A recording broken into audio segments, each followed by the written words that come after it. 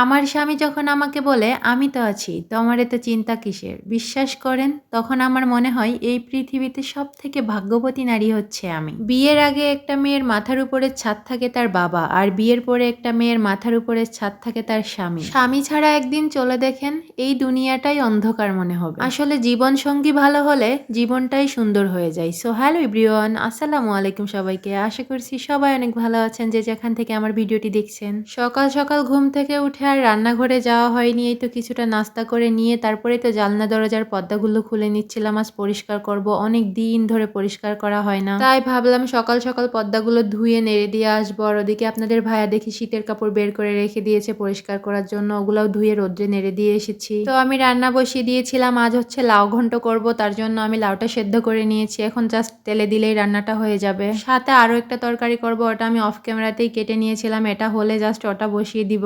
এখন ভিডিও করতেছিলাম যার কারণে আমি এক চুলাতেই রান্নাটা করতেছিলাম, একটা হলে তারপরে আরেকটা করব, যেহেতু আপাতত আমার কাছে স্ট্যান্ড নাই ভিডিও করার জন্য, যার কারণে আমার এক চুলাতেই রান্নাটা করতে হচ্ছিল। আর যদি ভিডিও না করতাম তাহলে দুই চুলাতে দুইটা রান্নাই করে নিতাম। তো যাই হোক, এখানে আমি ঘন্টটা করে নিচ্ছিলাম, আর ঘন্টটা হয়ে গেলে কিন্তু আমি আরেকটা তরকারি বসিয়ে দিব। আসলে ব্লগিং এর ক্ষেত্রে কি হয়, একটা ভালো মানের স্ট্যান্ড থাকলে ভিডিও করতে আর কোনো সমস্যাই হয় না। এই যে এখন ভিডিও করতেছিলাম, এত কষ্ট করে ভিডিও করি তা বলার মতো না। দুই তিনটা স্ট্যান্ড কিনেছিলাম, পরে পরে ভেঙে যায়, যার কারণে এখন আর রাগ করে স্ট্যান্ডই কিনিনি, ভাবলাম এমনিতেই ভিডিও করি। অনেকে স্ট্যান্ড ছাড়া ভিডিও করতেছে, অনেক সুন্দর সুন্দর ভিডিও হচ্ছে, আমিও একটু কষ্ট করি, দেখি কিছু হয় নাকি। এই ব্লগিং এ আসার পর থেকে আমার অনেক কিছুই সহ্য করতে হয়েছে। আমার হাজবেন্ড বাইরে গেলে অনেকেই অনেক ধরনের কথা বলেছে, নানান ধরনের কথা বলেছে, যার কারণে আমার ভিডিও করার ইচ্ছাটাই মরে যেত, ইচ্ছা করতো না, মন চাইতো যে আর কাজ করব না পেজে। তো আমার হাজবেন্ড কিন্তু আমাকে অনেকটাই সাপোর্ট করে এই ব্লগিং এর ক্ষেত্রে, আমি তার পারমিশন নিয়ে এই কাজগুলো করি। অনেকেই অনেক ধরনের কথা বলে, আল্লাহ ওর বউ এইটা করে, ও কিছুই বলে না, আসলে ব্যাপারটা ওরকম না, আমি তো খারাপ কিছু করতেছি না, তাই না? সেও প্রথম প্রথম একটু আনইজি ফিল করতো, আমাকে বলতো থাক এগুলা আর করা লাগবে না, মানুষ বাজে কথা বলে। তো এখন কিন্তু ওগুলা আর বলে না, এখন বলে তোমার মতো তুমি কাজ করে যাও, ভালো লাগে যেটা সেটা করবা, তবে খারাপ কিছু করো না যাতে আমার বদনাম হয়। আসলে স্বামী ভালো হলে দুনিয়াতে আর কিছুই লাগে না, একটা ভালো স্বামীর সাথে একটা যুগ কাটিয়ে দেওয়া যায়। তো যাই হোক, বলতে বলতে অনেক কিছুই বলে ফেললাম, তারপরেই তো রান্না টান্না শেষ করে আমি নোংরা থালা বাসনগুলো পরিষ্কার করে নিচ্ছিলাম। হঠাৎ করে আরেকটা কথা মনে পড়ে গেল,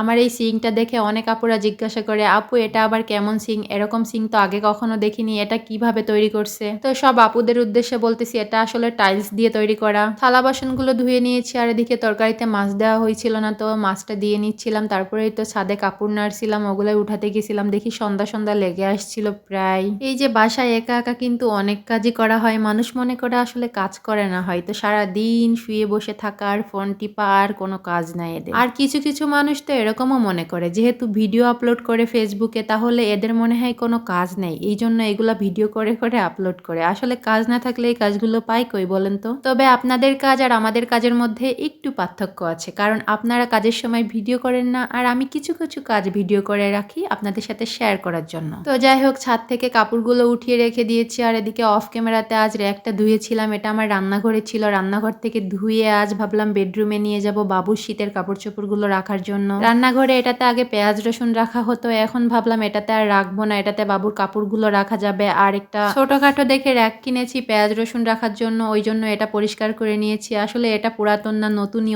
কিছুদিন ব্যবহার করা হয়েছে। এই তো নতুন কেনার পর একবারই পরিষ্কার করলাম, তাও আবার আজকেই। র্যাকটা ধুয়ে শুকাতে দিয়েছিলাম, আর এখন এসে দেখি শুকিয়ে গেছে, সেট করে আমি আবার রুমে রেখে দিব। তারপরে এই তো সব জানালার দরজার পর্দাগুলো লাগিয়ে নিচ্ছিলাম। কি মনে হয় বাসার সব কাজই কিন্তু আমি করি, আমার এখানে আর কেউই নাই, ছোট্ট একটা বাসা আমার, আর এই ছোট্ট বাসায় কিন্তু অনেক কাজ। আর আমার আবার ছোট্ট একটা বাবুও আছে, আর বাবুর জন্য কিন্তু ভিডিও করতে আমার অনেক ধরনের সমস্যা হয়, এই সমস্যাগুলো ফেস করে আমি কিন্তু ভিডিওগুলো করি। আমার বাসাটা একদমই ছোটখাটো একটা বাসা, রান্নাঘরটাও অনেক ছোট আমার। যাই হোক, এতে আমি সন্তুষ্ট, অনেক সুখী আছি আমি, আলহামদুলিল্লাহ। জানালা দরজার সব পর্দা লাগিয়ে নিয়েছি, তারপরে তো বাবুর কাঁথাগুলো ভাঁজ করে নিচ্ছিলাম, এগুলাও ছাদ থেকে উঠিয়ে এনেছি, আর এখন এই তো ভাঁজ করে রেখে দিব।